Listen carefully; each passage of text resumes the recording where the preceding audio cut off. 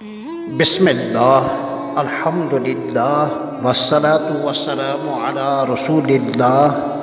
السلام علیکم ورحمۃ اللہ وبرکاتہ۔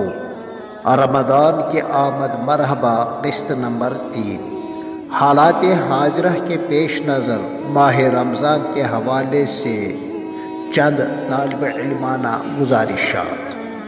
گزارش نمبر 15۔ اگرچہ عالمی حالات از حد پریشان کن ضرور ہیں، مگر انشاءاللہ مایوس کن نہیں ہیں، لہذا اپنے لیے اور پورے عالم اسلام کے لیے، بلکہ میں کہوں گا پوری انسانیت کے لیے حضرت اللہ جل مجدہ سے ہم مانگتے رہیں، کیونکہ ظلم بہرحال ظلم ہوتا ہے، چاہے کسی سے بھی ہو، مگر بالآخر ظلم ختم ہو ہی جاتا ہے۔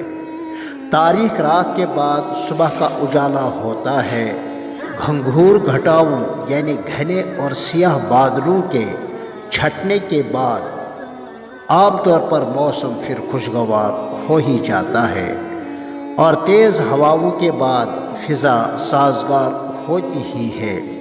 یہ فطرت کا نظام ہے اور ہمارا روزمرہ کا مشاہدہ ہے، لہذا حضرت اللہ جل مجدہ سے عالمی وبائی مرض سے پوری انسانیت کے حق میں نجات کی دعا مانگتے رہیں، امن و امان اور خوشحالی کی بھیک مانگتے رہیں، اس لیے پر امید رہیں اور ہم کسی بھی اعتبار سے پست ہمت نہ ہو۔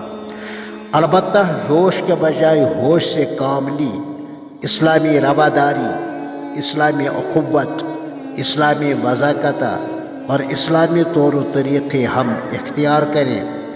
ہم آپس میں سلام کو خوب رواج دیں اور ہر کوئی اپنی استطاعت بھر احیاء اسلام کی، علم کی نشر و اشاعت کی، تہذیب اسلامی کی اور ثقافت اسلامی کو زندہ کرنے کی بھرپور کوشش ہم کرتے رہیں، اور ہم میں سے ہر ایک یہ کوشش کرتا رہے۔